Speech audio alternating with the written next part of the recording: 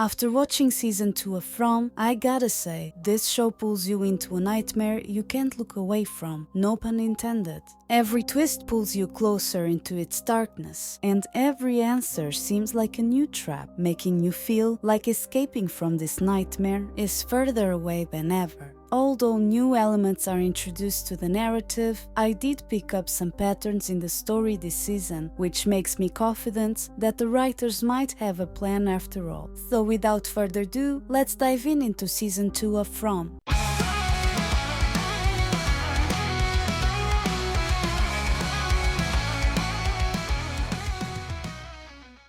From this point forwards, I will be discussing spoilers. Please consider this your spoiler warning.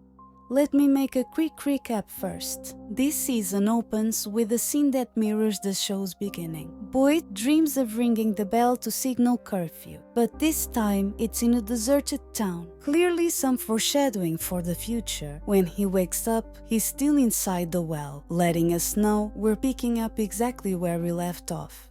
Someone throws him a rope and he's able to climb out of the well, only to discover a man named Martin chained to the wall who looks like he's been there for decades. He looks ill and weak and he pleads to Boyd for a merciful death. I wonder how he managed to throw the rope though. A music box with a ballerina starts playing and Martin tells Boyd this means they are coming. When Boyd is trying to set the Marine free, he notices this man has parasites crawling under his skin. When the music stops, the man grabs Boyd, cutting his arm and transfers the parasites in his body by rubbing his dirty and bloody wrist on Boyd's arm while reciting, "My blood is your blood now." After this odd ritual, he dies abruptly, meaning the parasites were the only thing keeping him alive.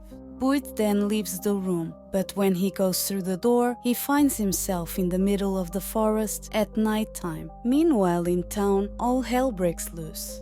Firstly, the remainder of the Matthews house crumbles, trapping Jim and others beneath the wreckage. Secondly, as nightfall approaches, Donna and Kenny desperately try to keep the bus passengers from leaving. Armed with guns, their attempts to maintain control take a disastrous turn when some of the passengers run away in panic, only to later meet a gruesome fate at the hands of the monsters. The next morning, Sheriff Boyd returns to town along with Victor and Tabitha and explains to Alice what happened to him in the woods, excluding the part about the tower. Yanni finds Sarah hiding in the church's basement, just when I thought she was gone for good, creating more drama and frights amongst the townspeople. Boyd is determined to save her from the box, breaking his own rules, and many people, including Kenny and me, are against this decision. Ethan decides to confront her to tell her she's a monster and that he's not afraid of her anymore. You're a monster. My hero. Donna realizes they are facing a serious food shortage. The storm destroyed most of their crops, and with the arrival of more people, the supplies are fading faster than ever. Determined to make the food last until they can grow new crops, Donna implements strict rationing. Sheriff Boyd tells Kenny and Christy about the worms inside him, but no one cares. Later that night, another idiot at Colony House creates chaos when he accidentally stabs Alice during an argument about food supplies, forcing Fatima and Elgin to take him to the medical center in the middle of the night. Christy manages to stabilize him, but he needs a blood transfusion and Boyd is the only one there with the same blood type. Because he has the worms in his blood, he chooses to get rid of those things before the transfusion. He decides to try and give the parasites to one of the monsters, and this actually works out better than we expected when the creature dies after the transfer. Even the other monsters are curious enough about what happened to the point they ignore Boyd and let him go unharmed. In the morning, they decide to take the dead creature inside to perform an autopsy and study it, despite Kenny's protests. They discover the creature used to be human. It has the exact same anatomy, however there is no blood or fluids except for some bile they find when Christy has a mental breakdown and starts stabbing the creature with a rampage. Hey, Tabitha starts seeing creepy children and decides to look for an explanation for these visions. She asks Jade and Victor for help, and Victor is forced to remember that he had a sister who disappeared the night his mother died. As the residents try to adapt to their new situation, panic resurges when people start experiencing dreams that hurt them and try to kill them. You are all my children now. These events start to happen immediately after Boyd killed one of the creatures in the night, and it also seems to be tied to the music box and whatever dark forces he encountered in the tower. A nursery rhyme begins to echo through the dreams of those affected, and cicadas are prevalent in these dreams too. The rhyme carries a puzzling riddle, hinting at a solution, but when Julie Randall and Marielle fall into a coma-like state, Boyd becomes increasingly desperate, searching for a way to break the curse and save them. He tries to go back to the place where the tower was supposed to be, along with Sarah, but he sees nothing. Sarah, on the other hand, has one of her attacks and hears the music box and a voice telling her it wants to hurt people, and is laughing at Boyd for bringing it back to the town. Alice and Fatima get married, and during the ceremony, Boyd realizes light is the solution to the riddle. He returns to the same place, but this time he lights the torch he brought back with him from the tower and is immediately transported to the ominous room where Martin was chained. There he discovers Julie, Randall and Bariel chained to the wall, just as Martin and the other two lifeless bodies had been before. He hears the music box playing, and even though Abby appears and tries to stop him, he crushes it, waking up the victims from their comas and breaking the curse. Meanwhile, Tabitha is determined to unravel the mystery behind the children she keeps seeing. With Victor's help, she begins to piece together clues, ultimately concluding that these children are somehow trapped in the lighthouse. She becomes convinced that freeing these children might be a way to unlock the truth, or even an escape. She sets off with that purpose in mind. Victor shows her the faraway tree that his mother believed will take her to the lighthouse. He even prepared her a snack. How adorable was that? She goes into the tree and luckily ends up exactly where she needed to be. She climbs the tower, and when she arrives at the top, the boy in white pushes her out of the lighthouse, saying this is the only way. She then wakes up in the hospital in the outside world. This season delves even deeper into the mind-bending mysteries surrounding the town, while expanding the lore in ways that, as usual, raise more questions than answers. We're also introduced to new characters, adding even more chaos to the town, thickening the plot with new problems to solve, fresh dynamics, and character development. Visually, Season 2 maintains the grim, eerie atmosphere that defines this show, and the cinematography enhances the horror elements without relying on excessive gore, something I appreciated in the first season as well. A lot is still unexplained, but I'm starting to see some pieces fitting together, and that makes me optimistic for the future. To begin with, there are several references to childhood. While Season 1 already touched on these elements, it feels like the writers have doubled down on it this time, likely to ensure the audience picks up on the recurring topic. The music box, the nursery rhyme, the wooden puzzle Ethan played with, which Tabitha also saw in the caves, the mysterious children witnessed by both Tabitha and Jade, and the idea of children being trapped in the lighthouse and needing rescue are all key examples of the recurring childhood references woven throughout this whole season. In the first season, we've also seen some of these references, such as the enigmatic boy in white, the significance of Victor's childhood and his childlike drawings, and how growing up in this place has left him trapped in a state of being an adult child. The constant references to the book The Chromonocle also have significance in this story, showing us how a children's book can still teach us lessons about life.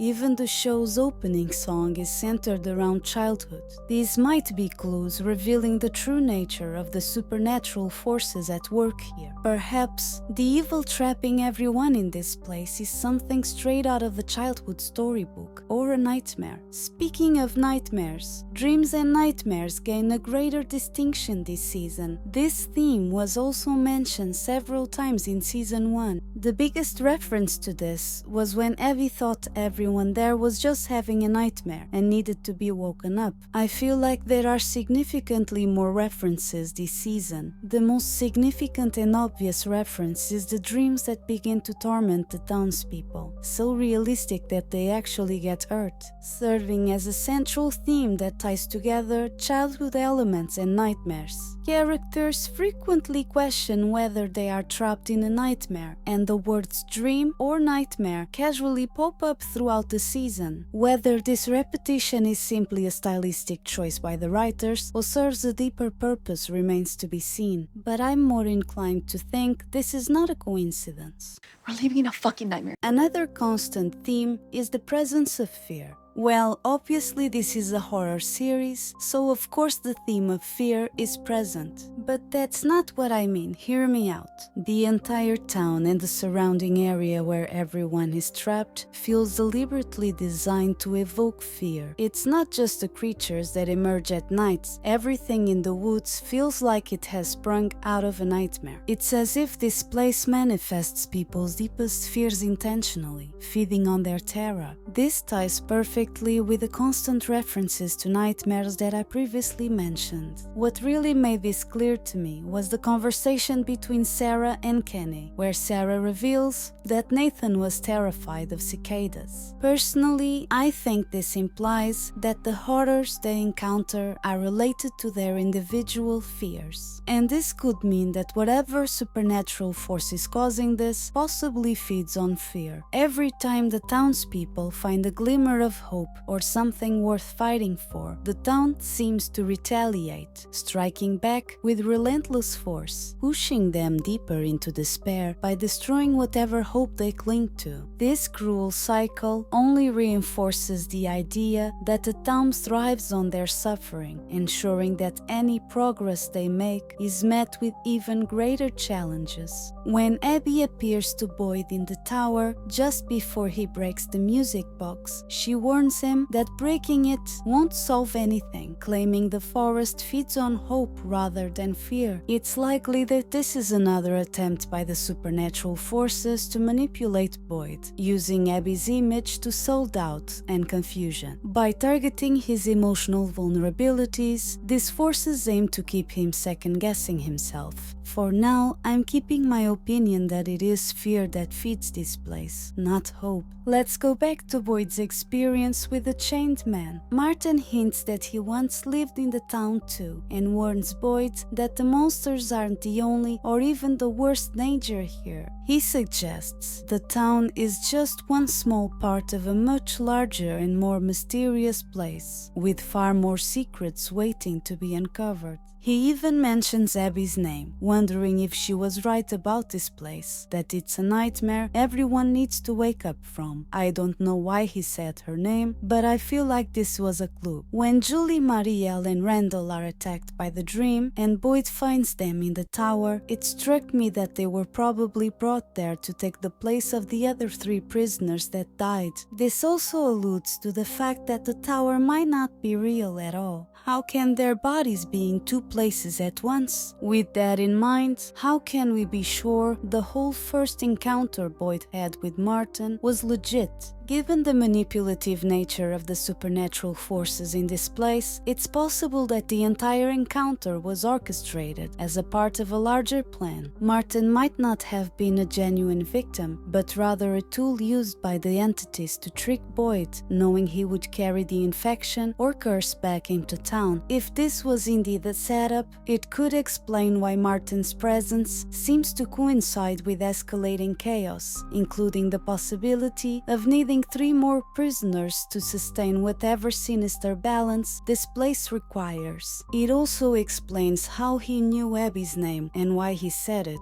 This raises another problem though. Can any of the visions people experience in this place truly be trusted? Or is it all the visions just the dark forces playing them? This theory aligns with how this place often exploits hope and desperation to further its agenda in creating fear. The connections between the townspeople in this place continue to deepen. One clear example is Christie's fiancé, who was on the bus that arrived in town. As the season unfolds, more unexpected connections are revealed.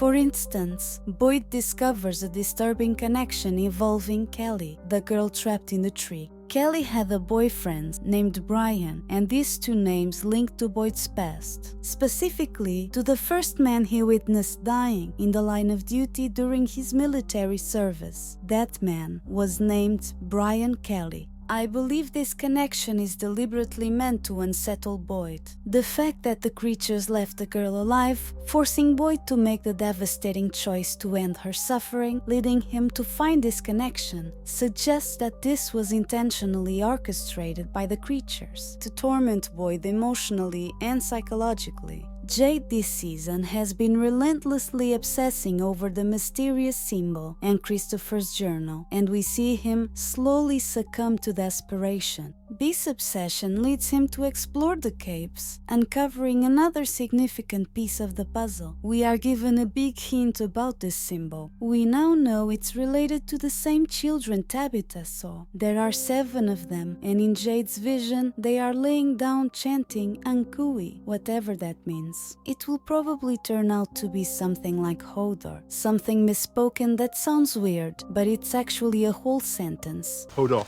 If you know, you know. When Jade looks up, he sees the symbol made by what seems to be tree roots on top of a hole. My theory is that this is probably what the children see if they are trapped somewhere, or maybe what they saw before they died if they are dead. I also think there is a correlation between the old lady from the bus and this place, specifically with the children. She said she had 4 children and 7 grandchildren. I've had 4 kids and 7 grandchildren. Coincidentally, in Jade's vision in the caves, there were 7 children in a circle. And in the last episode, we also see the old lady sitting on the ground, praying within a circle of 7 people. Usually, in mystery stories, these patterns have meaning. Another suspicious thing about this old lady is how she casually makes up conversations, making it seem like harmless small talk. But if you pay attention, everything she says ends up being pivotal, sparking drama, planting doubts, and stirring up intrigue,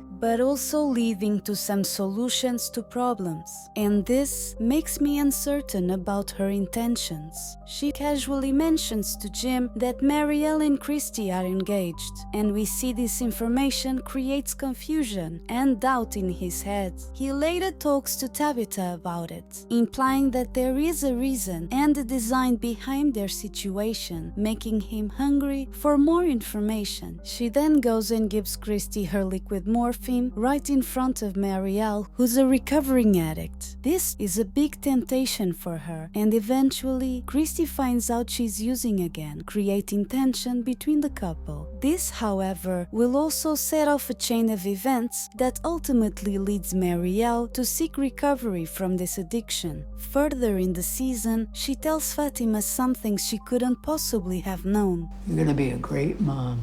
She says this right in front of Elgin, triggering his memory of the dream and the eerie nursery rhyme. I just remembered my dream. This information plays a pivotal role in solving the dream problem, as the nursery rhyme hints that the destruction of the music box will break the curse. All these moments occur casually, as if the old lady were simply commenting on innocent topics. However, each subtly serves a crucial role in advancing the plot, giving her character a feeling of secondary importance while driving the narrative forward. This duality makes her far more significant to the story than she might initially appear. But as I said before, her true intentions are still unknown at this point. Boyd is still determined not to repeat his mistakes in the past and tries to keep Sarah out of the box. She's not going in the goddamn box, okay? He keeps justifying his decision to protect her by claiming she's connected to this place in ways that might make her useful to them. But I think there's more to it. His wife was affected by the town in a similar way Sarah is, and perhaps that's why Boyd is so determined to help her. He sees in Sarah an opportunity to redeem himself for what happened to his wife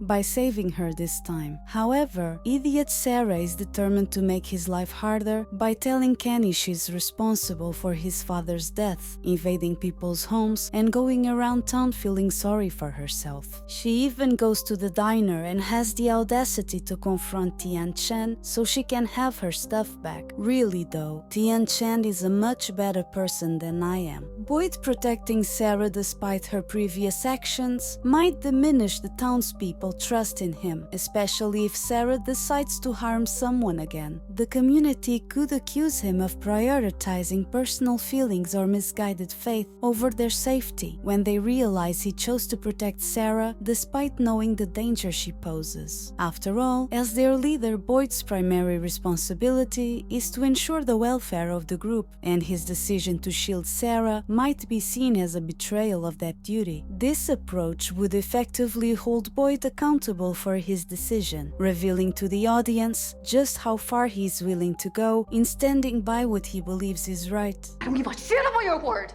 On a different note, there is a problem I noticed consistently throughout the whole season. There are some important conversations that happen off-screen, and I'm not sure why the showrunners chose this approach. In well-crafted stories, this often occurs when writers aim to purposely hide information from the audience, only to unveil it later in a surprising or dramatic way. However, in this particular case, that doesn't seem to be the purpose. The writers may have struggled to effectively portray these specific character interactions, opting instead to cut away and leave the audience to fill in the gaps on their own. Personally, I find it to be a sign of lazy writing, making me feel frustrated and disappointed. One significant off-screen moment occurs when Sarah supposedly tells Kenny that she's responsible for his father's death. This choice denies the audience the chance to connect with Sarah, as we miss the opportunity to witness her taking accountability for her actions, expressing remorse, or showing vulnerability in front of someone she's hurt so much. This emotional interaction was much needed. It's evident that the writers are attempting to initiate some kind of redemption arc for Sarah, and this confrontation with Kenny could have served as a powerful starting point. This could have been a pivotal moment for character development, not just for Sarah, but for Kenny as well. Observing his reaction to such a revelation would have offered valuable insights into his character, fostering empathy and emotional investment in their conversation. Later scenes somewhat made up for this mistake, such as Sarah visiting the diner to talk to Tian Chen and the moment when Kenny sees her leaving, leading to a confrontation.